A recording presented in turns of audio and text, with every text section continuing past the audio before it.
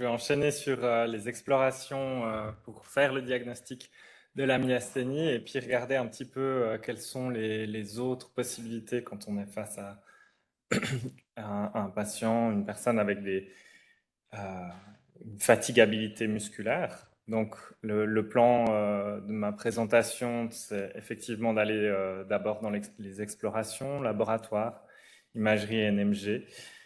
Et puis ensuite de parler des diagnostics différentiels.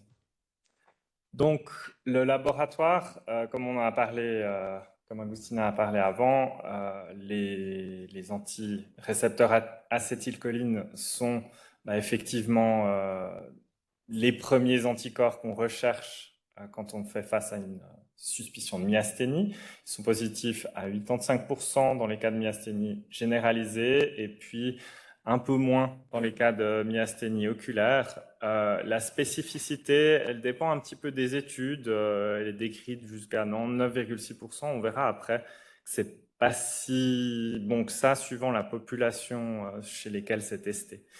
À savoir que le taux des anticorps dans le sang, il ne va pas corréler avec la sévérité de la maladie, donc ce n'est pas quelque chose qu'on suit quand c'est positif une fois, mais par contre qui peut devenir positif avec le temps. Donc chez des patients qui seraient négatifs au début, ça vaut toujours la peine de redoser 6 mois plus tard. Par rapport aux anti-MuSK, là, la proportion de patients positifs, c'est 50% des patients qui sont négatifs aux anti-RAC qui peuvent être positifs, et puis les anti-LRP4 sont quand même beaucoup moins fréquents, et c'est pas très clair l'origine ethnique, comme on disait tout à l'heure. Une étude disait que c'était un peu plus en Pologne, en Grèce et aux Pays-Bas, c'est pas très bien localisé. Et leur spécificité est aussi discutée parce que on retrouve ces anti-LRP4 chez des patients atteints, par exemple, de sclérose latérale amyotrophique. Donc, voilà, c'est pas forcément une myasthénie toujours qui est derrière. Les autres anticorps qui étaient peut-être plus discutés par le passé, les anti-striationnels, anti-titine, anti-RIR et anti-KV1-4, en fait, ont été rediscutés récemment comme étant pas très sensibles ni spécifiques. Ils seraient associés avec plus de risques d'avoir un thymome, mais en fait, ce qui est beaucoup plus spécifique pour savoir s'il y a un thymome ou non, c'est d'aller vers l'imagerie, dont je vais parler après. Par rapport aux avancées dans le laboratoire, il y a pas mal de recherches qui se fait autour des micro-ARN circulants, qui pourraient être des marqueurs de maladies précoces, maladies myasthénie tardive. Et puis, eux seraient plus sensibles à la réponse au traitement et puis pourraient nous aider à prédire le risque de généralisation dans la myasthénie oculaire. Pour l'instant, ça reste de la recherche, ce n'est pas encore appliqué au quotidien, mais ça pourrait l'être dans un futur, une fois que les études seront plus grandes pour confirmer ça. Et puis, il y a certains marqueurs immunogénétiques qui marquent le risque de développer une myasthénie, au niveau notamment du marqueur HLA. Mais de nouveau, ça ne nous aide pas pour le diagnostic. Et puis, c'est discutable pour savoir si une personne va développer ou non la myasthénie. Par rapport à l'imagerie, donc effectivement, pour exclure un thymome ou une hyperplasie thymique, il faut faire un CT scanner thoracique qu'on propose chez les patients chez lesquels on a une myasthénie qui a été diagnostiquée.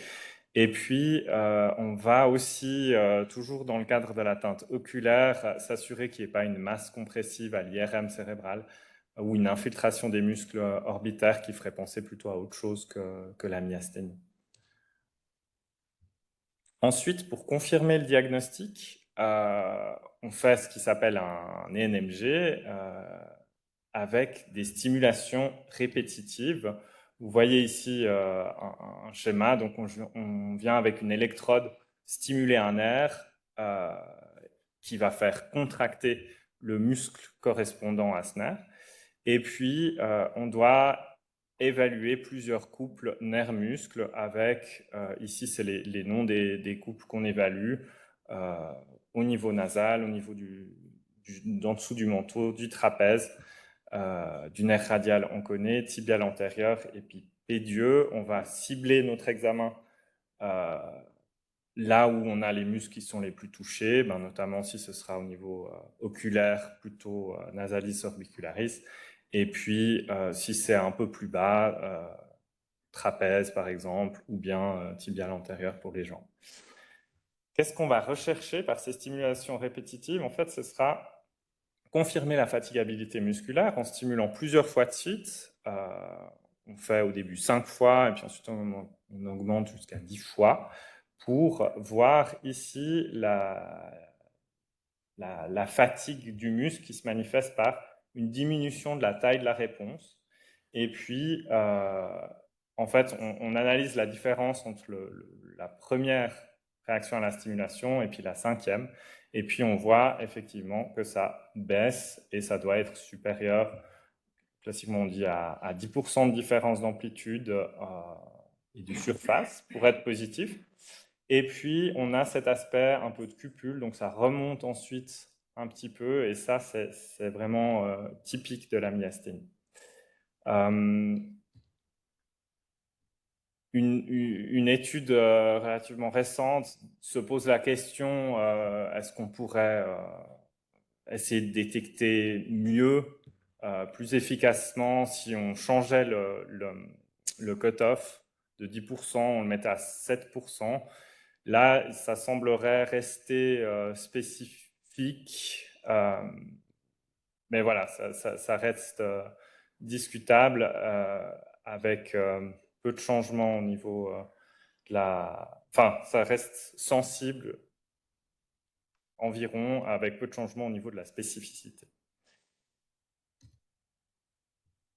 Ensuite, si on n'est pas sûr, si on n'a pas vraiment de réponse avec cette stimulation répétitive, on peut passer à l'examen de fibre unique, où là, ça va être un petit peu plus technique. On va stimuler ici le nerf facial, la branche supérieure, et puis ça va faire des réactions dans le muscle orbicularis oculi, où on a cette petite aiguille qui va analyser les réactions qu'on a. Et puis là, c'est une stimulation beaucoup plus intense, on va dire, surtout plus fréquente. Il y a 10 stimulations par seconde et on doit en faire 100 au total. Donc, c'est plus long et puis ça demande une analyse un peu plus fine qui voilà, demande plus de temps aussi. Là, c'est pour vous montrer en fait où est-ce qu'on doit aller dans ce muscle orbicularis oculi. Et puis, on va analyser deux choses. Donc, quand on stimule, il y aura un potentiel d'action qui va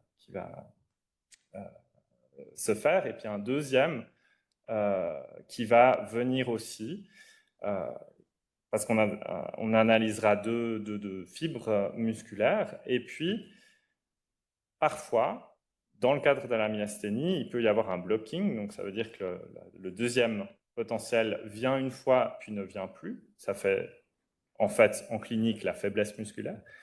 Et puis, parfois, il peut y avoir ce qu'on appelle un jitter, une variation dans le temps de transmission, qui fait qu'une réponse, au lieu de venir au même moment qu'avant, elle vient un petit peu plus tard. Et puis, ça, c'est assez,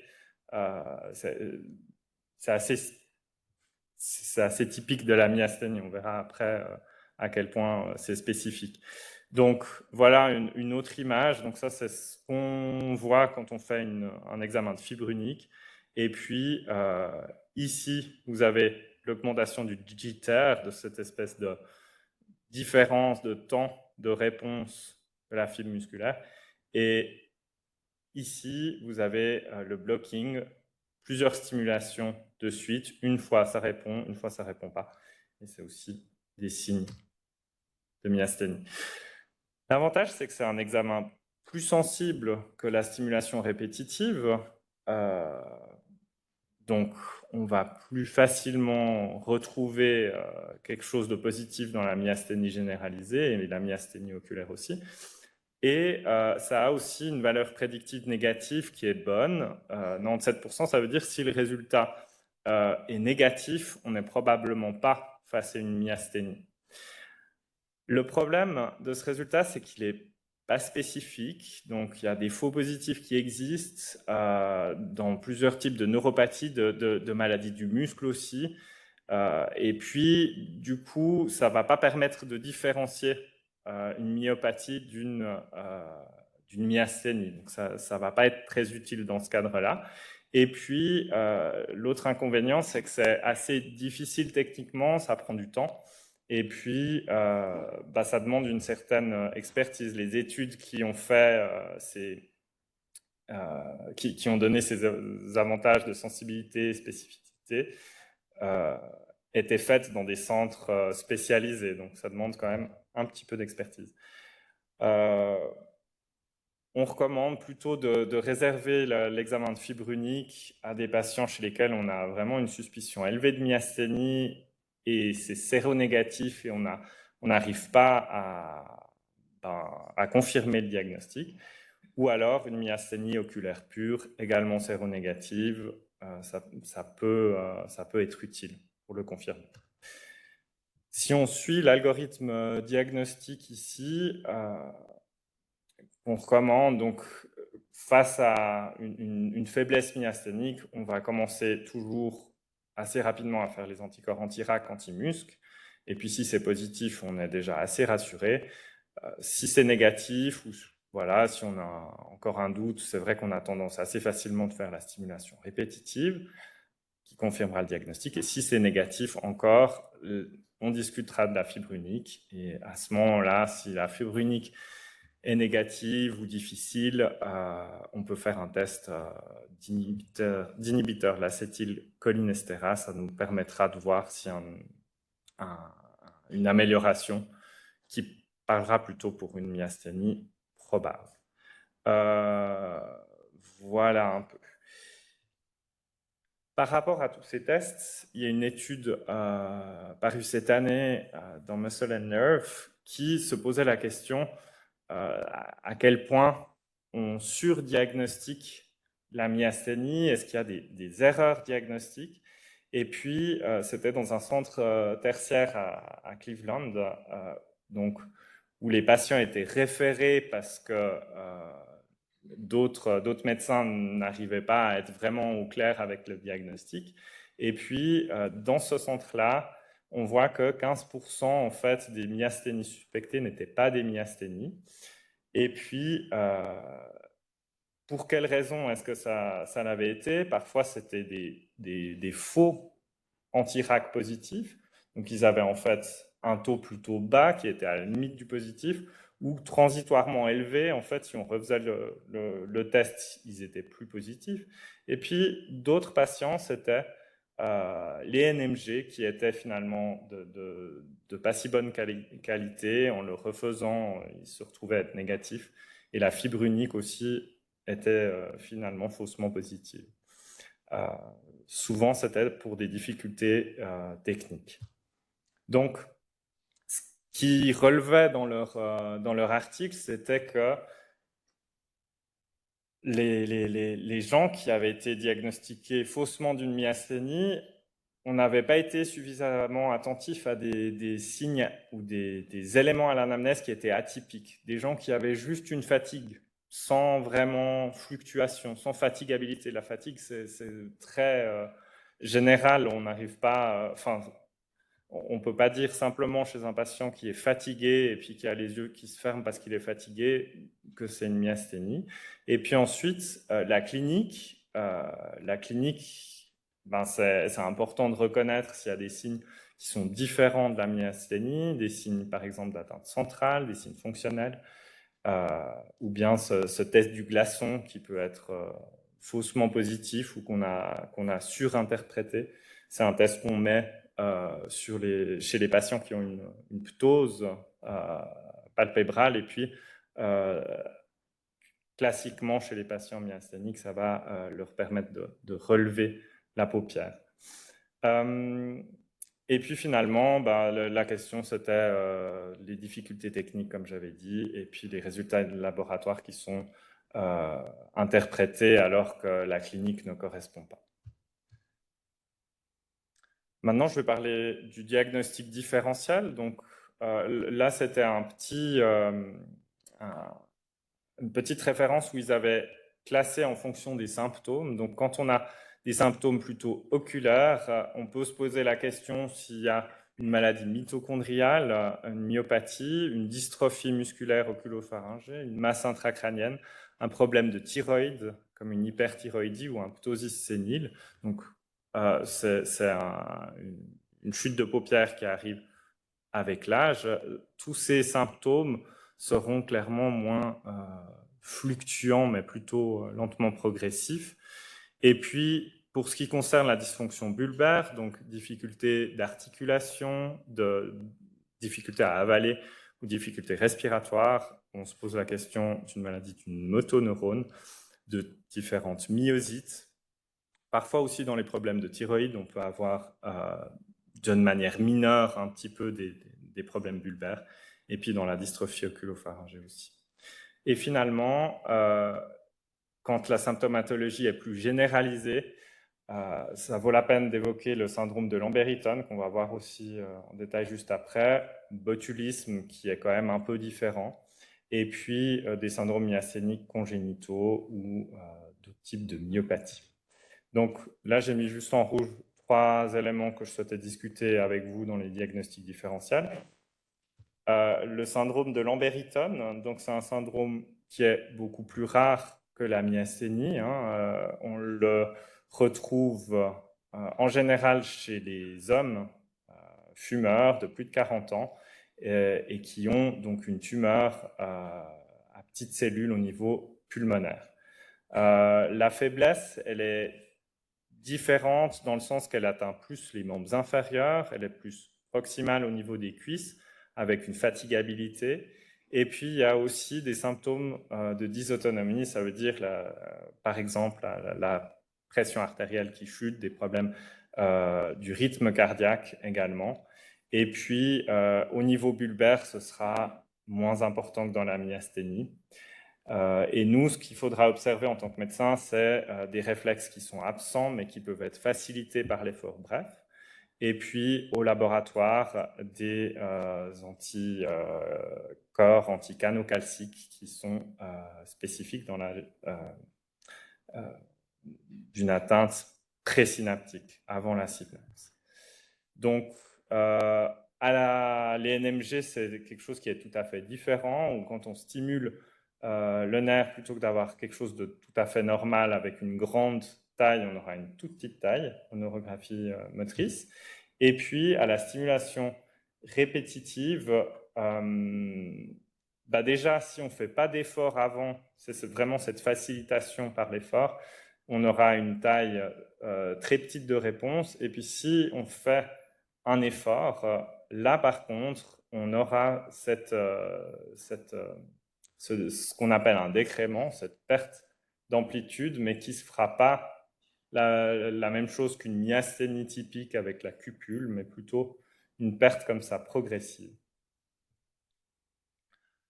Le botulisme, on en parle, c'est plutôt rare dans des cadres d'intoxication alimentaire. Parfois, chez les patients qui s'injectent des drogues, ils peuvent avoir la toxine botulique qui va faire une attaque beaucoup plus aiguë, un cours monophasique avec une dégradation très rapide. En général, ce ne sera pas dans le cadre d'une myasthénie typique qu'on va avoir ça, mais on peut se poser la question quand on a un premier épisode de myasthénie, de crise myasthénique. Alors, ce qui sera différent avec le botulisme, c'est qu'on aura vraiment une paralysie descendante oculaire, puis bulbaire, puis respiratoire. Et puis, il y aura souvent une vision floue associée, une dysautonomie importante, et puis ben, cette détection de toxines botuliques dans le sérum. Le problème, c'est que le temps qu'on ait le résultat, souvent les patients sont déjà intubés. Donc c'est quelque chose, quand on le suspecte, il faut aller assez rapidement vers un traitement d'antitoxine. Et puis, comme les patients nécessitent de refaire finalement leur, euh, leur, euh, leur vésicule pour générer l'acétylcholine, ça prend du temps de récupérer quand ils sont atteints, plusieurs semaines souvent. Et puis, il y a une mortalité jusqu'à 5% aux États-Unis. Finalement, la sclérose latérale amyotrophique, c'est une maladie qui est quand même bien différente, où on aura une progression plus lente et puis on n'aura pas de fluctuation ou de fatigabilité très claire. Il n'y aura pas de symptômes oculaires associés, et puis on aura d'autres signes de type hyperréflexie, spasticité, qui sont des signes d'atteinte du premier motoneurone. Alors, si on veut juste faire une stimulation répétitive à l'INMG pour dire si c'est une SLA ou bien une myasthénie, il faut savoir que en fait, on peut trouver des atteintes de la jonction neuromusculaire aussi dans la SLA, avec ces cupules typiques qui sont aussi décrites. Après, plus fréquemment, on va avoir on ne va pas avoir la cupule typique, on va avoir une espèce d'écrément comme ça continu.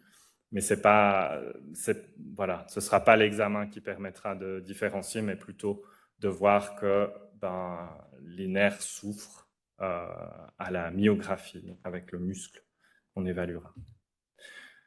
Donc en conclusion, par rapport aux investigations, je pense que l'anamnèse et la clinique, elles sont essentielles pour poser le diagnostic de myasthénie. C'est ça sur lequel il faut se baser avant de continuer les investigations. Et puis, on utilise, comme on avait dit, les anti-RAC, les anti-muscles et anti-LRP4 dans les bonnes situations. Et puis, on suivra les micro-RNA dans le futur, tout en sachant que voilà, les stimulations répétitives à l'INMG sont essentielles, et puis la fibre unique est à réserver au cas particulier.